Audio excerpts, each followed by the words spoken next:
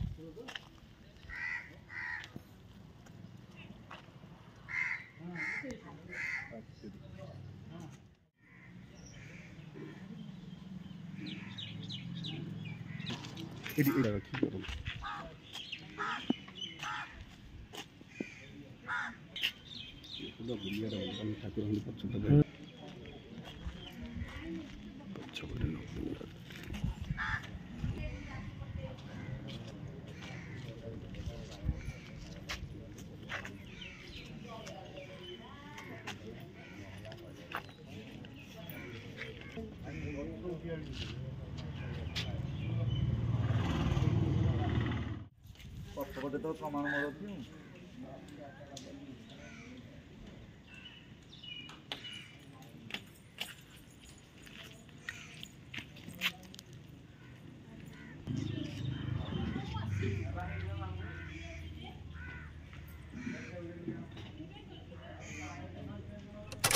मिश्र आज्ञा ठाकुर जगतर नाथ जगन्नाथ हाँ जहाँ को कोटी ओडिया 5 वर्ष है मंदिर भितर देखुलु फूल पानी पाउथिबार देखिलु सी दिंतु कि न दिंतु आम तो प्रणाम करूँ आज कि तुम पिले मैंने कहीं रथ आणिकी नहीं गले आज सी परमिशन दौना जे मो घरे कहीं रहीपर मंदिर बोली कहीकि परमिशन दौना आसी आर बाहुड़ा दशमी बाहुड़ा दशमी हम ताहले मसे है जदि ठाकुर वर्षार रही आम कि खट गदी माटी शोचु कहीं 3 भेद स्पेशल चाह पीबू भात तरकारी खाइबू खटरे शोबू ताले सी उठी पड़ी आमको दुख लगुच आम बहुत कम्प्लेन कर सारूँ आम भी आनी घरे रखा प्रस्तुत थिलु पुओ बोहू कहले बोली रह एत व्यस्त होनी एटा बुझाव सब से जो नीरव होम खरा वर्षा पड़ी आम फेर देखिए से संध्या दौचे प्रणाम करुचे कलर पूरा गला वर्षा माड़ खाई खाई कलर गला कौन कह छवि बेहरा अच्छा कौन कहे ठाकुर बर्तमान आप बाहर ठाकुर बाहर अच्छा बहुत दुख लगुच आमर इच्छा ठाकुर बाहर घर को जाते ठाकुर समस्या तो पूजक पाई ना कि तार अर्थ वर्ष जाक जो पूजा सजा कर पैसाटा पाई ना शेष जाक ठाकुर अच्छा वर्षा खरा खाई बाहर बर्तमान अच्छा तो रथ भिड़ा अच्छा बाहुड़ा गाँ पक्षर किसी करा ना किसी बुझा ना ये गाँव आपते खुशी लगुच खुशी लगुच ना दुख लगुच दुख लगुनि आम नाम संकीर्तन करूँ जेहेतु मंदिर में अच्छा 55 सी भी ठाकुर ये भी ठाकुर आमको टे बहुत बाधुच लोक मैंने कहते जी नाम संकीर्तन कर पापटा आघ हेल्ले आम तो नाम संकीर्तन कर बंद करें गाँव तो किसी विचार ना आम कौन कर आम कर्तव्य आम कर कौटा ये ठाकुर पूजक आप हाँ ये ठाकुर पूजक मुझे तो एक ना 3 जन पूजक अच्छा कौन ना ना आप जहाँ कहते जगतर नाथ जगन्नाथ मंदिर भितर अच्छा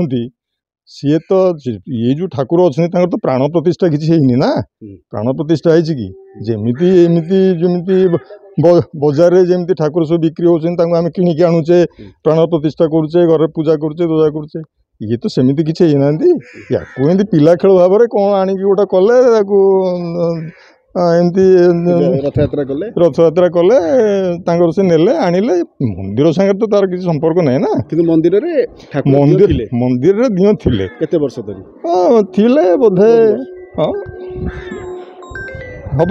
10 ବର୍ଷ ହବ କି କ'ଣ।